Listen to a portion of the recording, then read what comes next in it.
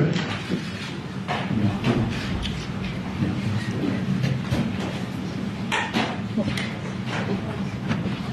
thank you very much. It's an honor to have President Zelensky of Ukraine, and we've been working very hard, very close. So we've actually known each other for a long time. We've been dealing with each other for a long time, and very well. We had a little negotiation spat, but that worked out great. I think for both countries, I think for the world, actually, beyond both countries. And we have something that is a very fair deal. And we look forward to getting in and digging and working and getting some of the rare earth. But it means we're going to be inside, and it's a big commitment from the United States, and we appreciate working with you very much. And we will continue to do that. We have had some very good discussions with Russia. I spoke with President Putin, and we're going to try and bring this to a close. It's something that you want and that he wants. We have to negotiate a deal. But we've started the confines of a deal, and I think something can happen. The big thing is the number of soldiers, mostly at this point, but soldiers being killed. You're losing thousands of soldiers. So on both sides, we're losing a lot of soldiers, and we want to see it stop. And we want to see the money get put to different kinds of use, like rebuilding. And we're going to be working very hard. But we've had a lot of very good conversations. I will say until we came along, the Biden administration didn't speak to Russia whatsoever. They didn't speak to anybody. They just allowed this to continue.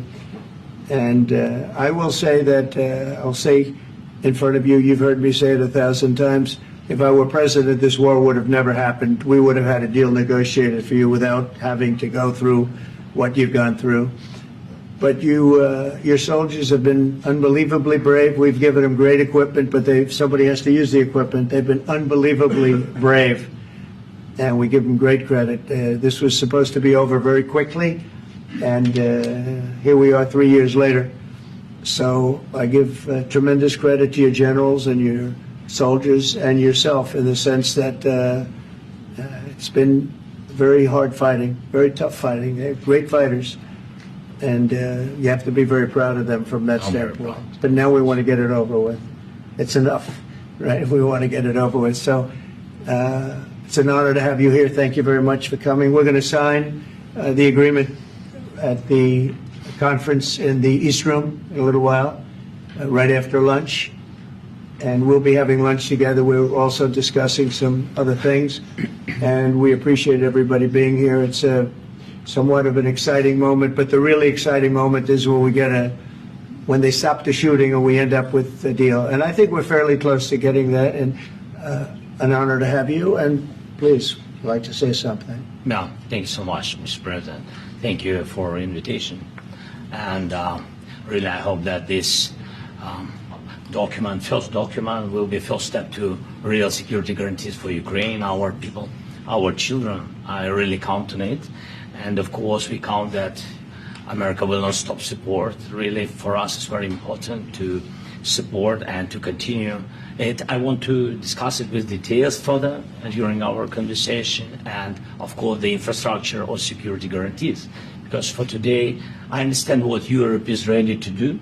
And of course, I want to discuss with you what the United States will be ready to do. And I really count on your strong position to stop Putin. And you said that enough with the war. I think that is very important, Ben, to say these words to Putin at the very beginning of war, because he's a killer and terrorist. But I hope that together we can stop him. But for us, it's very important to, to save our country, our values, our freedom, the democracy, and of course, no compromises with the killer about our territories. But it will be later. And of course, what I wanted, we spoke about it by phone with you, about the drones production. We have very good drones production. I think the best one in the world for today because of the war. Yes, and of course, we need very much the air defense. You have the best air defense in the world, and really you helped us under attacks of Russians. And I want to speak how we can exchange the licenses. We're open to share the licenses of all our drones with you, of course, with the United States. And we need licenses for quick production of fair defense. Even after the war, we need our nation to be calm, that we are secure. So that's why we need this air shield. And of course, about this, I want to speak about the contingents. I think that France and UK already spoke to you, and we know that Europe is ready, but without the United States, they will not be ready to be as strong as we need. And the last point, last not least, about exchange, about our people and children.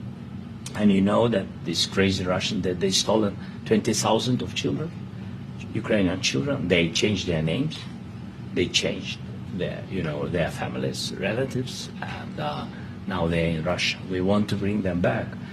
And really, it's a big dream, task and goal for me and our warriors.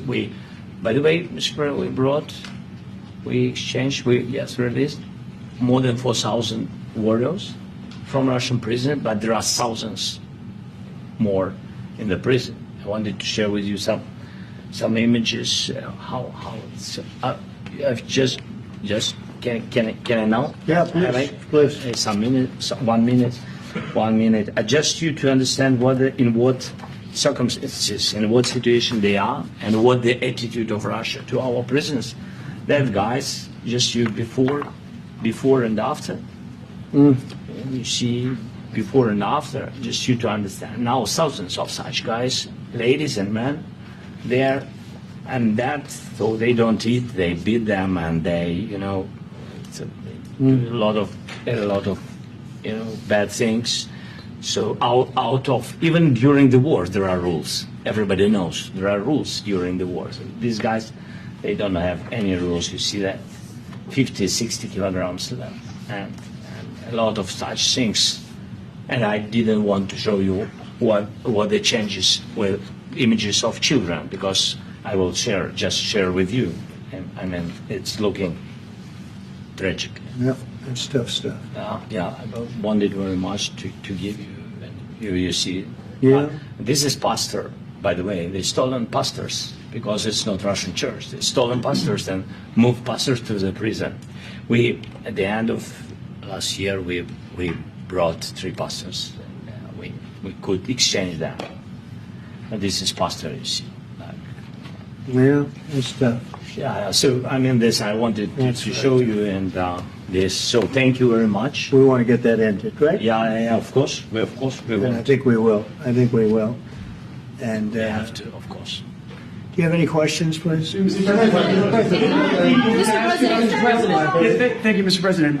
With how much money is the U.S. going to put into the fund that is being created today, and how does this provide long-term security for Ukraine? Well, we don't know exactly how much, because we're going to be putting some money in a fund that we're going to get from the raw earth that we're going to be taking and sharing in terms of revenue. So it's going to be a lot of money will be made from the sale and from the use of raw earth. And as you know, our country doesn't have much raw earth. We have a lot of oil and gas, but we don't have a lot of the raw earth. And what we do have is protected by the environmentalists, but that can be unprotected, but still it's not very much. They have among the best in the world in terms of raw earth. So we're going to be using that, using it for all of the things we do, including AI and including weapons and the military, and it's really going to very much satisfy our needs. So it's something that just worked out really well. We have a lot of oil, and we have a lot of gas, we have a lot, but we don't have raw earth. So this has just about every component of the raw earth that we need for computers, for all of the things we do. This puts us in great shape. And long-term security for Ukraine. How does this provide? I think they're going to have great luck. I think once we make the agreement, that's going to be 95% of it. They're not going to go back to fighting. I've spoken with President Putin, and I feel very strong. I've known him for a long time, and I feel very strongly that they're very serious about it, and we'll make a deal. And when the deal is made, I don't think we talk about security. Everyone's talking about the other day, all they talked about was security. I said, let me make the deal first. I have to make the deal first. I don't worry about security right now. We have to have a deal, because right now, last week, 2,000 soldiers died on both sides. 2,000. And they're losing 1,000, 2,000, 3,000 a week. So as we sit here and we talk, people are getting shot and dying on the battlefield. And, you know, they're not American soldiers, but they're Russian soldiers and they're Ukrainian soldiers, and we want to be able to stop it.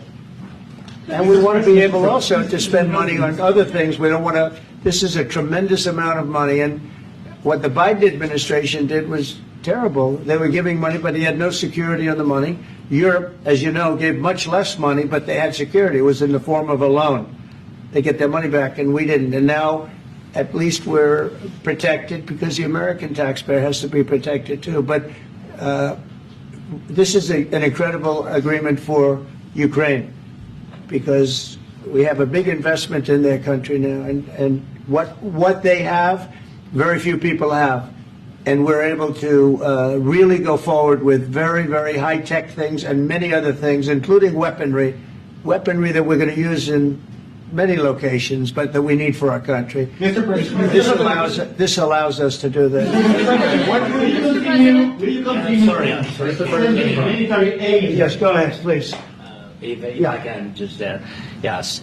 In the document, there is one of the very important points. If we speak about business and investment, we never had LNG terminals in Ukraine. This document will open. I mean, the next document, but anyway, here we see in the framework, we see a really goodwill for this. LNG terminals for us is very important, and I think for security of European continent.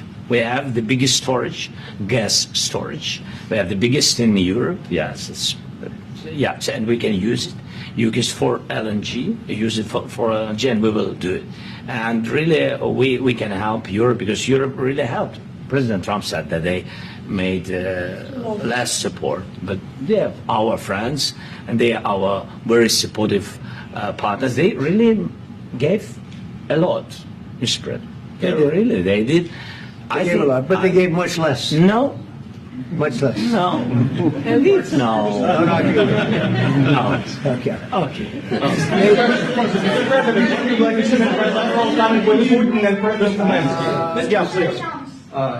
Mr. President Trump, you have repeatedly called the deal with Ukraine as a historical one. And as a President of the United States, you make historical decisions in other issues which affect America and other world.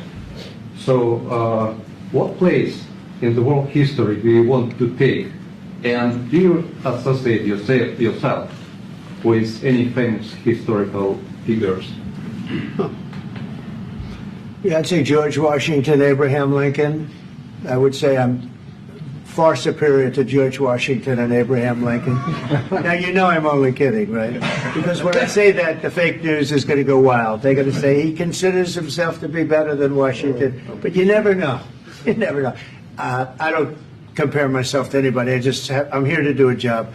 We've had a great 35 days or whatever it might be, a month, a little more than a month. We've accomplished tremendous amounts. Not only this would be a very great achievement if we could get the war stopped and get them back to normalization. I think that's going to happen. We've had very good talks on both sides, as you know. But I think we've done a very good job, just generally. If you look at all of the things we've done in 30 days, they're saying there's never been a opening for a president. The first month, there's never been a first month like we've had. And this is one of the very important things. This, to me, is one of the most important things because we have tremendous death taking place as we speak, and I don't want to have that. You know, think of the parents, whether they're in Russia or Ukraine, think of the parents of all these people being killed needlessly. They came to our territory. Should have never started. This would have, if I were president, this would have never started. Mr. President, will you continue sending military aid to Ukraine after the U.S. signs this agreement with Ukraine? Yeah, we're going to be continuing. President Zelensky, do you feel like the U.S. is on your side? That the President Trump is on your side at this moment? Right. What do you think? He wants to know, do you think that, sort of a stupid question. I guess we wouldn't be here if I wasn't. But, I think that the United States on our side from the very beginning of occupation, And I think that President Trump on our side, and of course, I'm sure that the United States President will not stop support. This is crucial for us. It's important for us. Yes. And Putin, the president speaks about the people and the soldiers which are dying, but they came to our territory, they came to our land. They began this war, and they have to stop. And I think this is the question, with really the most important question. Can President Trump, I hope yes, with some other allies, to stop Putin, withdraw these enemies, our enemy, withdraw these troops from our land? And I think that you asked about the history. I think that if President, or when, he will stop Putin, if President Trump will bring peace to our country, I think he will be on this wall. We've had very, very good talks. President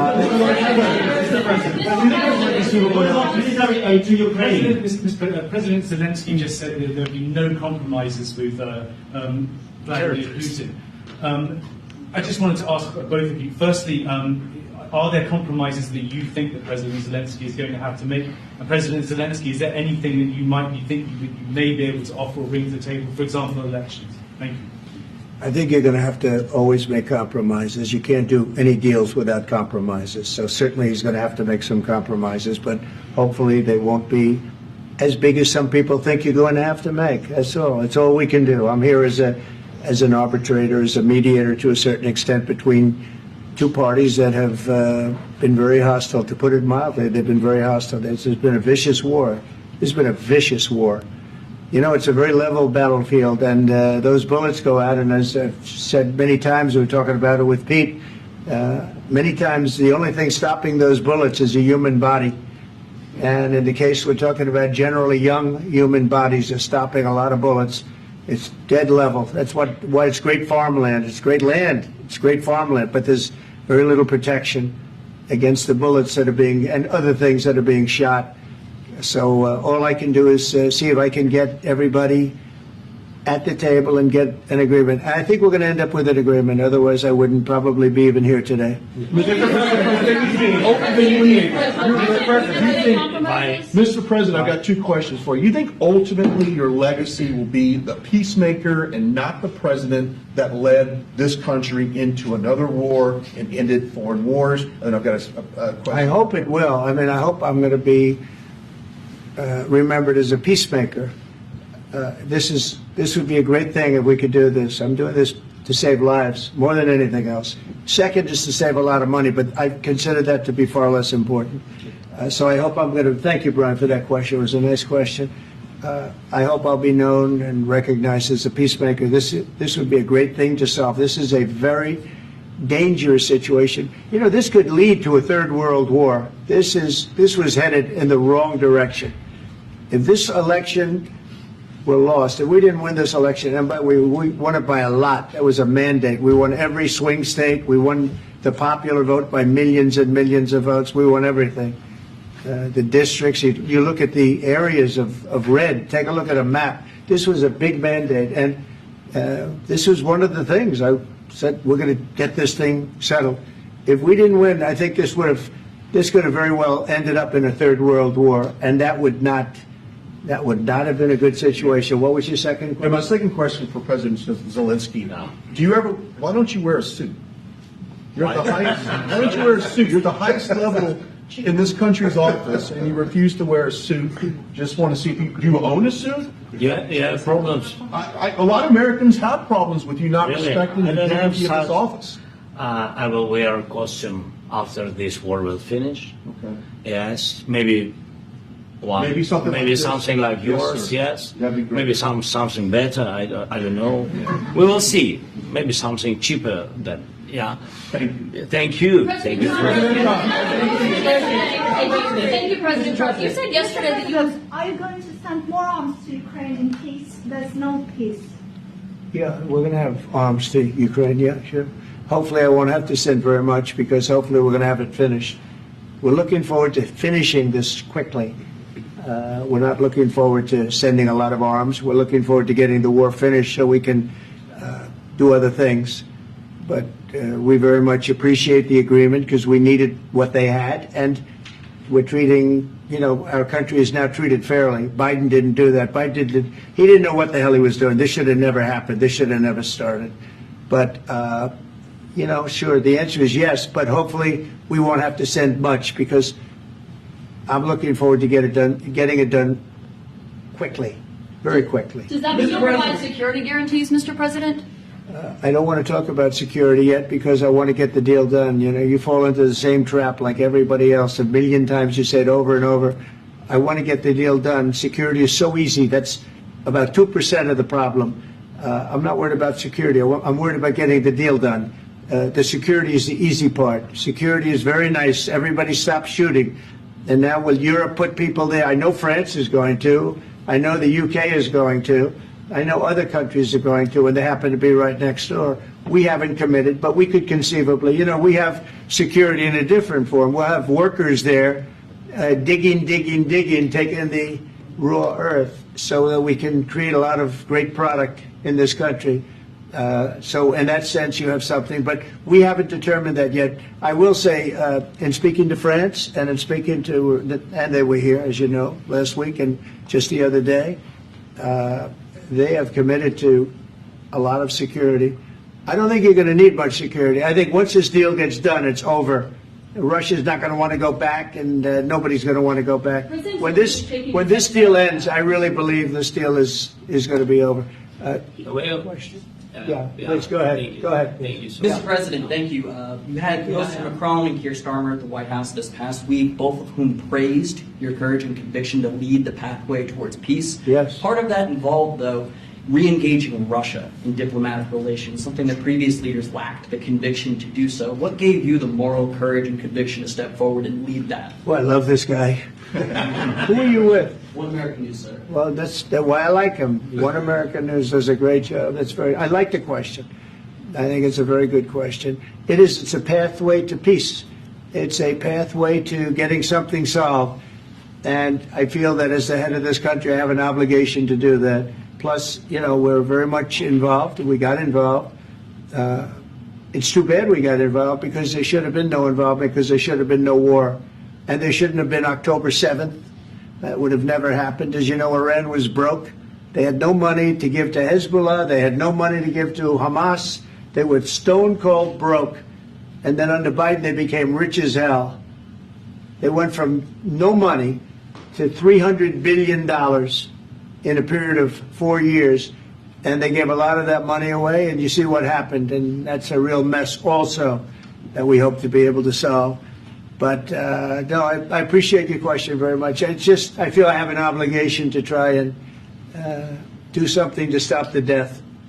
Mr. President, if I can answer. Yes, if I can answer, sorry. Please. And I do like your clothing, though. Yeah, really? Even though I think he's a great guy, by the way. But I don't know if you two like each other. But you know what? I think he's dressed. I like this guy. I think he's dressed beautiful. So I have more serious things than answer on such questions. I will answer on more serious questions if I can. Yeah. So please, about security guarantees and about just ceasefire. We can't just speak about ceasefire and speak and speak. It will not work. Just ceasefire will never work, because I'm like a president. I have this experience, and not only me. Ukraine before my presidency, from the 2014, Putin broken 25 times.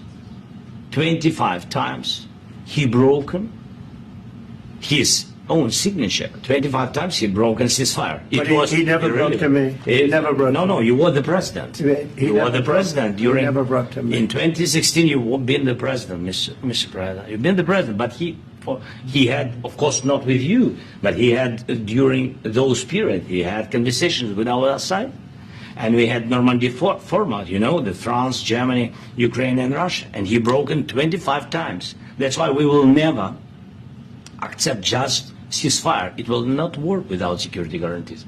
Security guarantees, maybe President is right about this document and other, but this document is not enough. Strong army is enough, because his soldiers afraid, Putin's soldiers afraid of our soldiers when we're strong enough. If we are not strong enough, if we are empty, if our storage is empty, we can't defend our land.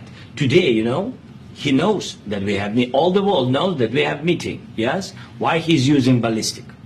Putin today using ballistic on our hospitals, schools, and etc. Ballistic. So he knows that we are here and that President Trump is really have goodwill to stop this war. And you hear now the president. So why he's using? So he doesn't want to stop. He doesn't want. But I hope that we will do it. Really, we'll do it. Security. When we speak about security guarantees, when the Europeans are ready for contingents, they need USA backstop. If there will not be United States, we will not never have any contingents, strong contingents from the Europeans, because they don't want to divide alliance connection between the United States as the main and strongest ally and Europeans. And this is crucial. This is important. That's what we want to speak about very much. This is very important. And air defense. So air defense, really, we have big deficit with all these systems, and we need to provide this. We need it very much. Otherwise, Putin will never stop, and will go further and further. He doesn't want. He hates us. You know, it's not about me. He hates Ukrainians. He thinks that we are not a nation. He thinks, and he shared these thoughts. I think maybe with your team also. I don't know, but with all the Europeans, in media, officially and not, he always said that there is no such country, such nation, such language, and such life like Ukrainian.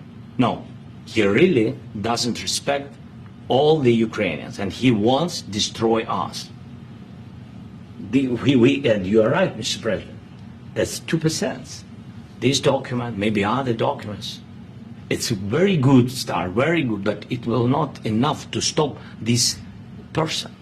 Should Russia take to rebuild Ukraine? Mr. President, under these Should Russia take I asked to rebuild They Ukraine? have to pay. this question. You This didn't is the like rule. because This is the rule of because the war. This is the rule of the war. During all the centuries, all the history, this is the rule of the war. Who began, those pay. Do you agree This with is the rule. Putin began this war. He has to pay all money for innovation. He has to pay. Of course, some Russian assets, what we have in Europe, about 300 billion, we can use them. We can use for innovation and buy military support from the United States also. We can do it, but it's not enough. It's not enough. the trilateral summit Because with I want Putin to and know. President Zelensky? Wait 1 second. I asked this question that you didn't like because I wanted to know if you want to position yourself in the middle between Russia and Yes. Ukraine or on the Ukraine side. No, I'm in the middle. I want to solve this thing. I'm for both. I want to get it solved. And it's wonderful to speak badly about somebody else, but I want to get it solved. If we can solve it, great. If we can't solve it, they're going to have to fight it out, and who knows what's going to happen. But I want to see it get solved. May I follow up with one more question about U.S. troops in Europe? After Russian invasion of Ukraine, your predecessor sent additional troops to Eastern Europe, including Poland, my country. Yeah. Are you committed to keeping these troops on the eastern flank of NATO in the future? I'm very committed to Poland. I think Poland has really stepped up and done a great job for NATO. They, as you know, they paid more than they had to. They are one of the finest groups of people I've ever known. I'm very committed to Poland. What about Baltics? Poland's in a tough neighborhood, you know. What about the Baltics? The Baltics, they got a lot of, it's a tough neighborhood too. But we're committed. We're going to be very committed, and we're committed to NATO. But NATO has to step up, and the Europeans have to step up more than they have. And I want to see them equalize, because they are in for far less than we're in. And they should be at least equal. You understand that? Why is the United States, we have an ocean in between. Why is the United States in for so much more money and other things as Europe? With that being said, and as you said, they've also been obviously very helpful. But we have put in far more than they have. And I think they should equalize. Mr. President, Please, go ahead. Ask you about the agreement again today. What changed between the first time that Secretary Bessent gave President Zelensky the agreement and today for the signing? We made a deal. So What was the I'm just- deciding factor? I'm a business person. We made a deal. That's what changed. Along with minerals- I didn't think we were going to make a deal. And We ended up making the deal, so that changed. Mr. President, what and how do you envision a trilateral summit with President Zelensky and Putin? I don't know, but These well, circumstances? they don't like each other. I can tell you that. They do not like each other. This is not a love match, and it's unfortunate. That's why you're in this situation. The United States should not have allowed this to happen. Okay, the United States, run by a man that didn't know much. I'm going to be very nice. Run by an incompetent person, very incompetent person, should never have allowed this to happen. I've stopped wars. I've stopped many wars. My people will tell you, I stopped wars that nobody ever heard about. I stopped wars before they ever started. You can look at some of, I could give you a lot of nations that would tell you right now they were probably going to war. I could tell you right now there's a nation thinking about going to war on something that nobody in this room has ever even heard about. Two smaller nations, but big, still big. And I think I've stopped it. But this should have never happened. Mr. President. About sorry, just a second. About any negotiations. First of all, I want really to tell you, and I think that everybody understands that Ukraine, more than Ukrainians, nobody wants to stop this war. But at the future, any negotiations, it's understandable that two sides of the war, not Russia and the United States, because this is not the war between Russia and the United States. This is war of Russia against Ukraine and Ukrainian people. So these two sides will be at the will be at the negotiation table. Then of course United States, like the strongest partner of the Ukraine, and of course Europe. I think Europe is very important. I want to speak about it with the president. Yes, Europe is very important for us because we really defend Europe for today. All Europeans really recognize that we are defending line, and they have real life, and our people are dying. That's why they helped us. And also, it's about the NATO. Yes, between, like the president said, you have big, nice ocean. Yes, between us. But if we will not stay, Russia will go further to Baltics and to Poland, by the way. But first to the Baltics. It's understandable for them because they've been in the USSR. You know, they've been one of the republics of the USSR, and Putin wants to bring them back to his empire. It's a fact. And when he will go there, if we will not stay, you will fight. Your American soldiers, it doesn't matter, do you have ocean or not, your soldiers will fight. Mr. President, would you be willing to visit Ukraine, maybe Kyiv or Odessa, which is known to be at the riviera of the Black Sea? It was my question. I'm sorry. I don't want to talk about Odessa now. Let's not talk about Odessa. I want to talk about making a deal, getting peace. We don't have to talk about Odessa, but a lot of cities have been destroyed. A lot of cities that are not recognizable. There's not a building standing. No. And a lot of things. Mr. President, you have to come and to look. No. We have very good cities. Yes, a lot of things have been destroyed, but mostly cities alive, and people work, and children go to school. Sometimes it's very difficult. Sometimes closer to front line, children have to go to underground schools or online. But we live. Ukraine is fighting, and Ukraine lives. This is very important. And maybe it's Putin is sharing this information that he destroyed us. He lost 700,000 people, 700,000 soldiers. He lost everything. Yes. So. Mr. President, one more. I mentioned Poland. Please, go ahead. When did you last speak with President Putin, and what did he say that? A couple of days ago. And what did he tell you that gave you the assurance that he wanted peace? Well, that's what I do. My whole life is deals. I know pretty good. And I've known him for a long time. I've dealt with him for a long time. He had to suffer through the Russia hoax. You know, Russia was a hoax. It was all Biden. It was nothing to do with him. So he had to suffer through that, and he was able to do that. I think that he wants to make a deal, and he'd like to see it end. That's all I do. That's what I do. My whole life, that's what I do is make deals. And I'm in the middle of a mess because this is a real mess. It's a very dangerous one. If this doesn't get solved now, it's not going to get solved for a long time. So I hope we're going to get it solved. In the back, please. Thank you, Mr. President. Prime Minister Starmer claimed repeatedly that his government believes in free speech and was not engaged in censorship. But his country's government arrests people for memes and thought crimes, and even more worrisome is pressuring American companies to censor Americans on his behalf. How can he be a reliable, trustworthy partner when he says things that are demonstrably false on such an important topic? Well, we actually spoke to him about that yesterday, and we thought they took it very, very much too far. JD was very strong on it. So was I. So was Marco. And we've been speaking to him about it. Marco, would you like to say something about that? We have concerns, obviously, with the conduct of those, particularly as it impacts Americans. And there's real concern that American speech, which is online, could fall into the hands of British or any country's jurisdiction. And so this is a point the Vice President made of Munich, and I think it's a very compelling one, that what unites us with Europe, as much as anything else, is these shared values, and one of them being free speech. And so if Americans are threatened by it, we're going to need to take action in that regard. It's actually a very important question. We spoke about this in detail with the Prime Minister, the Foreign Secretary, and others at lunch yesterday. And I know that Secretary of Commerce Lutnick followed up in private meetings last night. This is really important. We believe Americans have the right to speak their mind, even if we in this room disagree with them. They have the right to speak their mind in the public square, which is often online these days. And we're going to defend that right as it pertains to American companies and American citizens vigorously if we have to.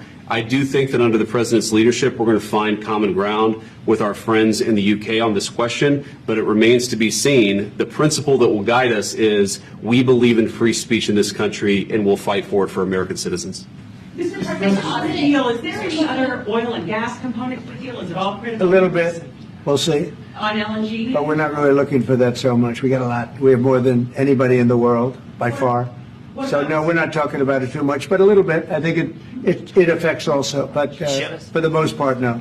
And, sir, is there any agreement from Ukraine to purchase U.S. LNG as part of the deal, or is that on the table at all? No, we don't need that. Mr. President, I just wanted to ask you about, you just mentioned that you guys spoken to Vladimir Putin a couple of days ago. Just to be clear, that's a new call, not the one that you... I've spoken to him on numerous occasions. Okay, and how was the latest call? What did you discuss? How did it go? Are you serious with that question? I am. I'd love to know. It went well. I think we're going to have a deal. On the minerals deal, Mr. President, some of those minerals are in the east of Ukraine, not far from the front lines and in areas that Russia has occupied. Will you direct President Putin to withdraw his forces from those areas if there's U.S. interest? Well, we'll take a look at the time. We have a lot of area. It's a very big area we're talking about, so we'll take a look. I'll study that and I'll see. And who would protect those minerals if they are U.S. interests? Would that be Ukrainian They'll forces? be protected. The agreement will protect them. U.S. The agreement, yeah, we're signing an agreement. Right, but what if Russia tries to invade or there's Russian aggression in their spots? I just told you I don't think that's going to happen. And if that were going to happen, I wouldn't make a deal. If I thought that was going to happen, I wouldn't make a deal. Some people, they wonder why... You know, you ought to focus on CNN on survival, not asking me these ridiculous questions. Focus on surviving, because CNN's got such low ratings, I don't think they're going to survive. Let's go. Please, go ahead. I already mentioned Poland. Poland was under Russian control for decades after the Second World War. When I was a kid, I looked at the United States not only as a most powerful country, richest country in the world, the country that has great music, great movies, great muscle cars, but also as a force for good. And now I'm talking with my friends in Poland, and they are worried that you align yourself too much with Putin. What's your message for them? Well, if I didn't align myself with both of them, you'd never have a deal. You want me to say really terrible things about Putin and then say, "Hi, Vladimir, how are we doing on the deal?" That doesn't work that way. I'm not aligned with Putin. I'm not aligned with anybody. I'm aligned with the United States of America. And for the good of the world, I'm aligned with the world. And I want to get this thing over with. You see the hatred he's got for Putin. It's very tough for me to make a deal with that kind of hate. He's got tremendous hatred. And I understand that, but I can tell you the other side isn't exactly in love with, him either. So it's not a question of alignment. I'm aligned with the world. I want to get the thing set. I'm aligned with Europe. I want to see if we can get this thing done. You want me to be tough? I could be tougher than any human being you've ever seen. I'd be so tough. But you're never going to get a deal that way. So that's the way it goes. All right, one more question. I would respond to this. So look, for 4 years in the United States of America, we had a president who stood up at press conferences and talked tough about Vladimir Putin, and then Putin invaded Ukraine and destroyed a significant chunk of the country. The path to peace and the path to prosperity is maybe engaging in diplomacy. We tried the pathway of Joe Biden of thumping our chest and pretending that the President of the United States' words mattered more than the President of the United States' actions. What makes America a good country is America engaging in diplomacy. That's what President Trump is doing. Can I ask you? Sure. Yeah? Yeah. Okay. So he occupied our parts, big parts of Ukraine, part of East and Crimea. So he occupied it on 2014. So during a lot of years, so I'm not speaking about just Biden, but those time was Obama, then President Obama, then President Trump, then President Biden, now the President Trump, and God bless, now President Trump will stop him. But during 2014, nobody stopped him. He just occupied and took. He killed people. You know what the contact line? 2015. 2014 and 2014. 2014. Yeah. So I was not here. Yeah, but that's exactly right. Yes, but during 2014 till 2022, the situation the same. That people have been dying on the contact line. Nobody stopped him. You know that we had conversations with him, a lot of conversations, my bilateral conversation, and we signed with him. Me, like a new president. In 2019, I signed with him the deal. I signed with him, Macron and Merkel, we signed ceasefire. Ceasefire. All of them told me that he will never go. We signed him with gas contract. Gas contract. Yes, but after that, he broken this ceasefire. He killed our people and he didn't exchange prisoners. We signed the exchange of prisoners, but he didn't do it. What kind of diplomacy, JD, you are speaking about? What do you mean? I'm talking about the kind of diplomacy that's going to end the destruction of your country. Yes, but if you Mr. President, with respect, I think it's disrespectful for you to come into the Oval Office and try to litigate this in front of the American media. Right now, you guys are going around and forcing conscripts to the front lines because you have manpower problems. You should be thanking the President for trying to bring an end to this conflict. Have you ever been to Ukraine that you say what problems we have? I have been to. Come once. I've actually watched and seen the stories, and I know what happens is you bring them on a propaganda tour, Mr. President. Do you disagree that you've had problems bringing people into your military? And do you think that it's respectful to come to the Oval Office of the United States of America and attack the administration that is trying to prevent the destruction of your country? A lot of questions. Let's start from the beginning. Sure. First of all, during the war, everybody has problems. Even you, but you have nice ocean and don't feel now, but you will feel it in the future. God bless. You don't know that. God bless. God bless. You will not have a war. Don't tell us what we're going to feel.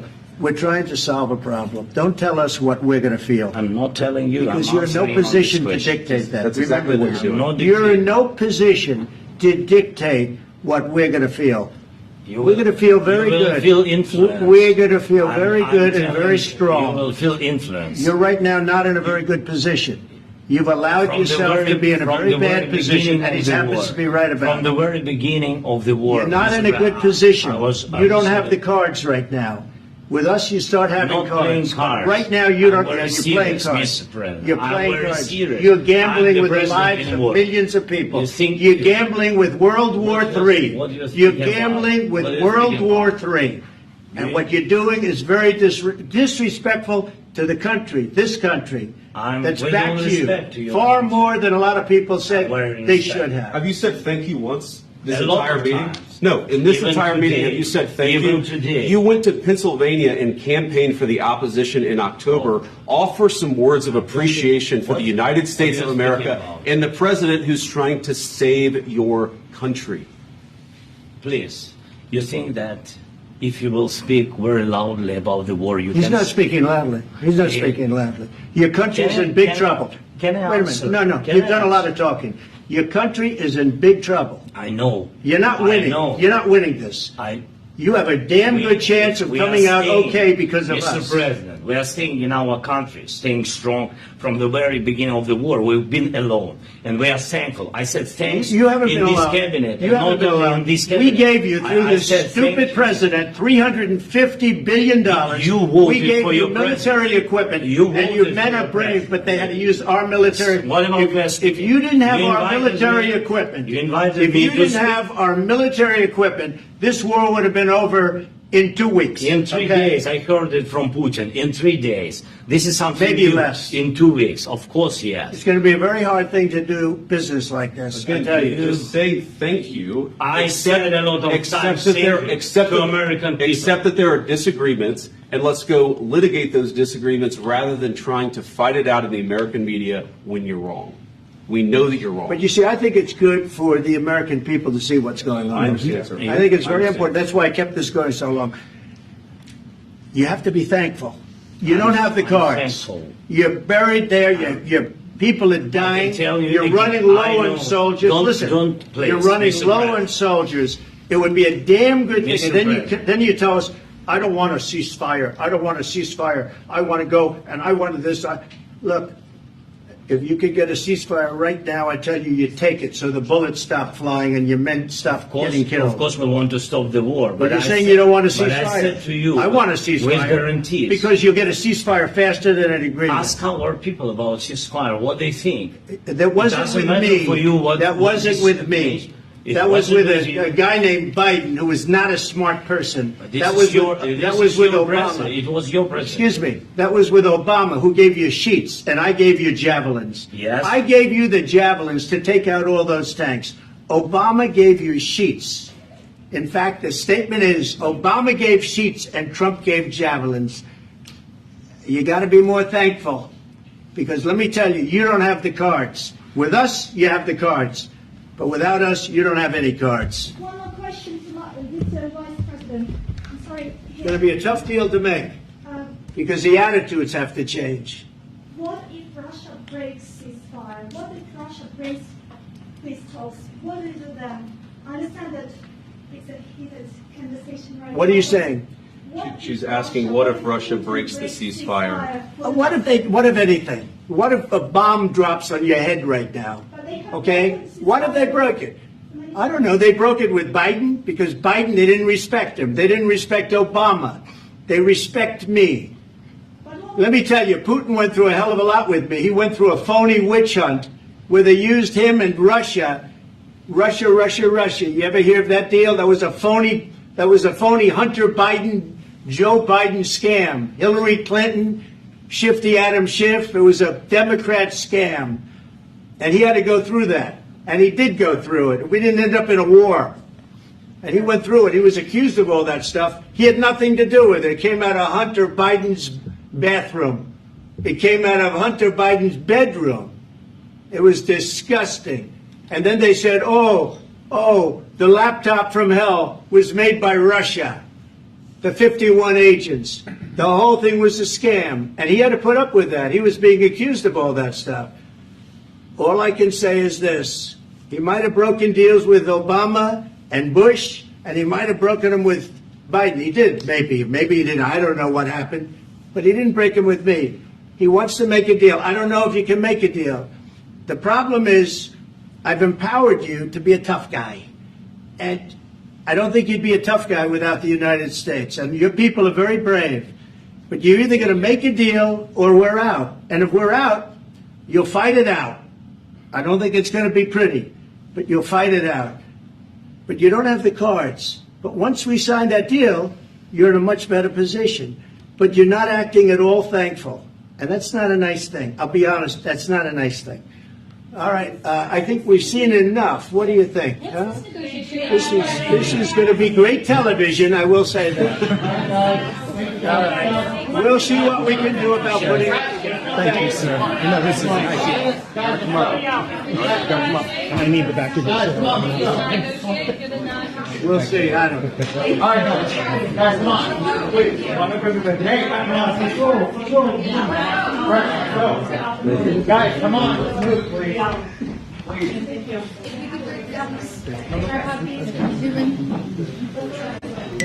Thank you.